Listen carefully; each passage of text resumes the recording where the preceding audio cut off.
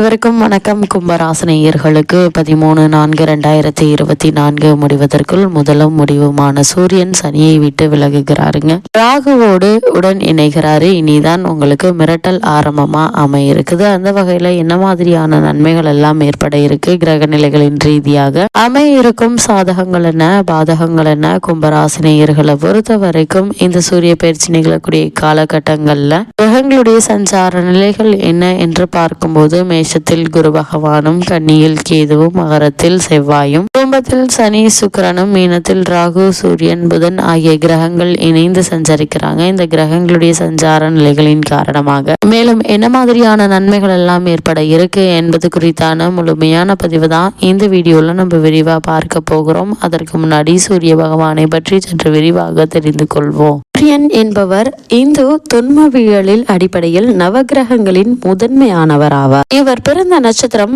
அஸ்தம், கன்னி ராசியாகும். சூரிய பகவானை பொறுத்தவரைக்கும் தட்சனின் மகள் அதித்திக்கும் காசிப முனிவருக்கும் சூரியன் பிறந்தாரு. சூரியனுக்கு சாயா என்ற மனைவியும் இந்த தம்பதிகளுக்கு சாவர்ணி மனோ, சனீஸ்வரன், தபதி என குழந்தைகளும் உள்ளதாக பாவிஷ்ய புராணம் கூறுகிறது. சூரியனுடைய மற்றொரு மனைவியினுடைய பெயர் சந்தியா. இத்தம்பதிகளுக்கு பிறந்தவர் யமன். சூரியனின் முதல் மனைவிக்கு பிறந்தவர்கள் யமன் மற்றும் யமுனை நதி எனவும், சூரியனின் முதல் மனைவி சூரியனுடைய வெப்பம் தாங்க முடியாமல் சிறிது காலம் அவரை பிரிந்திருக்க எண்ணி தன்னை போலவே ஒரு நிழலை உருவாக்கி விட்டு சென்றாள் எனவும், அந்த நிழல் உருவம்தான் சாயா எனப்படும் சூரியனுடைய இரண்டாவது மனைவி எனவும், சாயாவுக்கும் சூரியனுக்கும் பிறந்தவர்தான் நவகிரகங்களின் ஒருவராகிய சனி எனவும் கூறப்படுது. மகாபாரதத்தில் பாண்டவர்களுடைய தாயான குந்தி தனது சிறு வயதில் துர்வாச முனிவருக்கு ஆற்றிய சேவையினால் மனம் மகிழ்ந்த துர்வாசர் குந்திக்கு ஒரு மந்திர உபதேசம் வழங்கினார்.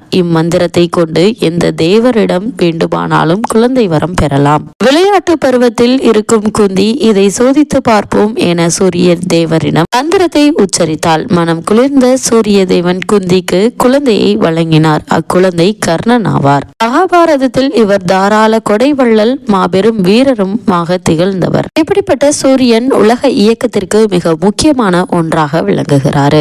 அதன் சக்தியால் தான் ஜீவராசிகள், பயிர்கள் வாழ்கின்றன, வளர்கின்றன. கோடை, குளிர், மழை போன்ற பருவ மாற்றங்களுக்கும் கூட சூரியனாலேயே ஏற்படுகிறது. இத்தகைய சிறப்புமிக்க சூரியனை நம்மவர்கள் வழிபாடு செய்வதை வழக்கமாக கொண்டுள்ளனர். சூரியனை வழிபடும் சமயத்திற்கு சௌமாரம் என்ற பொருள். சூரியன் சிவபெருமானினுடைய வலது கண்ணாக இருப்பதாக புராணங்கள் கூறுகின்றன. சூரியனை சிவனோடு ஒப்பிட்டு சிவசூரியன் என்றும், விஷ்ணுவோடு ஒப்பிட்டு சூரிய நாராயணர் என்றும் அழைப்பார்கள். சிவபெருமானை நோக்கி கடுமையான தவம் இருந்த சூரியன் கிரகபதம் என்னும் பேரும் 1000 கிரகங்களோடு ஒளிமண்டலத்தில் உலாவரும் உயர்வையும் பெற்றாரு. சூரியன் மேசம் முதல் மீனம் வரையிலான 12 ராசிகளும் செல்வாரு. அவர் ஒரு ராசியிலிருந்து அடுத்த ராசிக்கு செல்லும் பொழுதுதான் மாத பிறப்பு நிகழ்கிறது. சூரியன் பச்சை நிறமுடைய 7 குதிரைகள் பூட்டிய தேரில் வலம் வருகிறாரு. அந்த தேருக்கு ஒரே ஒரு சக்கரம் தான் உண்டு. இந்த குதிரைகள் பூட்டிய தேரை ஓடுபவருடைய பெயர் அருணன். இவருக்கு கால்கள் கிடையாது. இவர் திருமாலின் பெரிய திருவடி என்று போற்றப்படும் கருட பகவானுடைய அண்ணன் ஆவார். சூரியனின் ரதம் பொன்மயமானது. இந்த ரதத்துக்கு 5 ஆரங்களும் 3 நாபிகளும் உண்டு. 3 நாபிகளும் 3 காலத்தை குறிக்கும். சூரிய சக்கரத்தில் உள்ள 6 கட்டைகளும் 6 ருதுக்களை கூறுகின்றன. சக்கரத்தின் மேல்பாகமும் கீழ்பாகமும் உத்ராணியம், தட்சியானிய காலத்தை குறிக்கிறது. சூரிய பகவான் தன்னுடைய தேரில் 4 பட்டணங்களை சுற்றி வந்து காலை, மதியம், மாலை, அர்த்தராத்திரி என்ற காலங்களை உண்டாக்குகிறாரு. சூரிய பகவானை வழிபடும் விரதங்களில் முக்கியமானது ரத சப்தமியாகும். இது சூரிய ஜெயந்தி என்று அழைக்கப்படுகிறது. தை மாதத்தில் வரும் சப்தமியே ரத சப்தமி என்று அழைக்கிறார்கள். அன்றைய தினம் சூரியன் பயணிக்கும் தேரை இழுத்துச் செல்லும் 7 குதிரைகளும் ஒரே சேர வடக்கு நோக்கி திரும்பி பயணத்தை தொடர்கின்றன. இந்த இனிய நாளில் சூரிய உதயத்தில் எழுந்து புண்ணிய தீர்த்தங்களில் நீராடுவது சிறப்பு சேர்ப்பதாகும். அது மட்டுமில்லாமல் இந்த ரத சப்தமி என்று தொடங்கும் தொழில் பணிகள் மிகவும் சிறப்பாக நடைபெறும். அதேபோல் இந்நாளில் செய்யப்படும் தான தர்மங்களும் பல மடங்கு புண்ணியம் கிடைக்கும் என்கிறார்கள். ஒருவருடைய ஜாதகத்தில் சூரியன் யோக நிலையில் இருந்தால் தலைமை பதவி தானாக தேடி வரும். உலகமே திரும்பி பார்க்கும் வகையில் குன்றின் மேல் ஈட்ட விளக்கு போல புகழால் பிரகாசமடைவார்கள். அரசு அதிகாரம் தானாக தேடி வரும். சிறந்த நிர்வாகி என பெயர் எடுப்பார்கள். சூரியன் தந்தைக்காரகன் என்பதால் தந்தையினுடைய பாசம் அபரிமிதமாக இருக்கும். தந்தை வழி சொத்துக்கள் கைக்கு வரும். மனதைரியம் அதிகரிக்கும். அறிவும் திறமையும் அதிகரிக்கும். எடுத்த முடிவில் உறுதியாக இருப்பார்கள். எந்த பிரச்சனைகளையும் சமாளிக்கும் மனதைரியத்தை சூரிய பகவான் அளித்தருள்வாரு. சூரியன் ஆத்மகாரகன். உடலுக்கும் உள்ளத்திற்கும் சக்தியை தருபவர் அவரே. ஜாதகத்தில் பலமில்லாமல் இருந்தால் உடல் உஷ்ணம் ஏற்படும். சோர்வாக இருப்பார்கள். கண் பார்வை கோளாறு ஏற்படும். தலைவலி தலைச்சுற்றல் ஏற்படும். சூரியனால் என்னென்ன யோகங்கள் வரும் என்று பார்க்கும் போது சூரியனும் புதனும் ஒன்றுக்கொன்று நெருக்கமான கிரகங்கள். ராசியில் அடிக்கடி கூட்டணி அமைத்து சஞ்சரிக்கும். புத ஆதித்ய யோகமும் ராஜ யோகமும் வழங்கக்கூடியவர்கள். இந்த யோகத்தால் கல்வியில் சிறந்து விளங்குவார்கள். செல்வமும் செல்வாக்கும் இவர்களை தேடி வரும். ஒருவருடைய ஜாதகத்தில் சூரியனுக்கு 12ஆம் வீட்டில் சந்திரன் ராகு கேதுவை தவிர செவ்வாய் புதன் குரு சுக்கிரன் சனி இவர்களில் ஒருவர் இருந்தால் அது வசி யோகம் என்பார்கள்.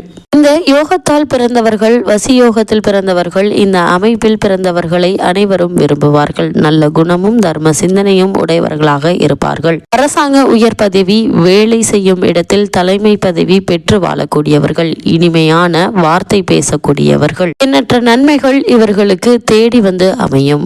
இவ்வளவு மேன்மைகளை கொண்ட சூரிய பகவான் மீன ராசியில் ராகு மற்றும் புதனுடன் இணைந்து சஞ்சரிக்கக்கூடிய தருணங்கள்ல கும்பராசினியர்களுக்கு மேலும் என்ன மாதிரியான நன்மைகள் எல்லாம் ஏற்பட இருக்கு என்று பார்க்கும்போது சுகாதிபதி சுக்கிரன் உங்களுடைய ராசியின் தொடக்கத்தில் சஞ்சரிக்கிறாருங்க. ராசிநாதனோடு அவர் சேர்ந்து 7ஆம் இடத்தை பார்ப்பதால் கணவன் மனைவி இருவருக்குள்ளும் ஏற்பட்டு வந்த கருத்து வேறுபாடுகள் தேவையில்லாத மன வருத்தங்கள் நீங்கி நல்ல ஒரு முன்னேற்றம் கிடைக்க இருக்குது. இதனால் குடும்பத்தில் நிம்மதியும் மகிழ்ச்சியும் ஏற்பட இருக்குதுங்க. உறவினர்களிடம் இருந்த கருத்து வேறுபாடுகள் மறைய இருக்குதுங்க. பொது வாழ்வில் இருப்பவர்களுக்கு புதிய பதவிகள் கிடைப்பதற்கான சாத்தியக்கூறுகள் இருக்குது. இந்த புதிய பதவியின் காரணமாக பதவி உயர்வோ ஊதிய உயர்வோ உத்தியோகத்தில் சில சலுகைகள் கிடைப்பதற்கு சாத்தியக்கூறுகள் இருக்குதுங்க. சிலர் புதிய வாகனங்களை வாங்கக்கூடிய வாய்ப்பும் உண்டுங்க. வியாபாரம் தொழில் வருமானம் ஒரே திருப்தியாக இருக்குங்க. மேலதிகாரிகளுடைய ஆதரவு சற்று தடைப்பட்டாலும் கூட எந்த பிரச்சனையும் இல்லை என்பதை கிரகநிலைகள் உங்களுக்கு தெளிவாகவும் உறுதியாகவும் எடுத்து காட்டுதுங்க. கும்பராசினியர்களுக்கு மேலும் என்ன மாதிரியான விஷயங்களை நீங்கள் கவனமாக இருக்க வேண்டும் என்று பார்க்கும்போது ராசியில் சனி சூரியன் இருப்பதால் எதிர்மறை சிந்தனைகளும் தொழில் குறுக்கீடுகளும் வந்து கொண்டே இருக்குங்க. உடல்நிலை ஒரு நேரம் போல் மற்ற நேரம் இருக்காதுங்க. அலைச்சல் அதிகரிக்குங்க. குழந்தைகளால் மன வருத்தங்கள் ஏற்படுவதற்கான வாய்ப்புகள் அதிகம் இருக்குது. காரணம் 5க்குரிய புதன் குடும்பஸ்தானத்தில் நீச்சம் அடைந்திருக்கிறாருங்க அல்லவா. அலுவலகத்தில் சில தடங்கல்களும் ஏற்பட இருக்குதுங்க. அசதியும் சோம்பலும் தலை தூக்கும் என்பதால சற்று கவனமாக இருப்பது நல்லதுங்க. அதே போல கும்பராசியை சேர்ந்த மாணவ மாணவியருக்கும் இந்த காலகட்டம் படிப்பில் நாட்டத்தை ஏற்படுத்துவது என்பது சற்று சிரமம் தாங்க. இருந்தாலும் உங்களுடைய முழு கவனத்தையும் படிப்பில் செலுத்துவது உங்களுடைய எதிர்கால வாழ்க்கைக்கு மிக மிக நல்லது என்பதை கிரகங்களுடைய சஞ்சார நிலைகள் தெளிவாகவும் உறுதியாகவும் எடுத்து காட்டுது. மேலும் என்னவாது மீனராசினியர்களுக்கு இந்த சூரிய பயிற்சி நிகழக்கூடிய தருணங்கள்ல கிரகநிலைகளின் ரீதியாக கூறப்படும் பரிகாரம் என்ன என்று பார்க்கும்போது அனுமனை வணங்குங்க. அனைத்தும் நன்மையாக விளையுங்க. அருகே உள்ள நவகிரக சன்னதிக்கு சென்று தீபத்தில் சிறிது நல்லெண்ணெய் தீபம் சேர்த்து 9 முறை வலம் வாருங்க. எண்ணற்ற நன்மைகள் உங்களுடைய வாழ்வில் ஏற்படும்.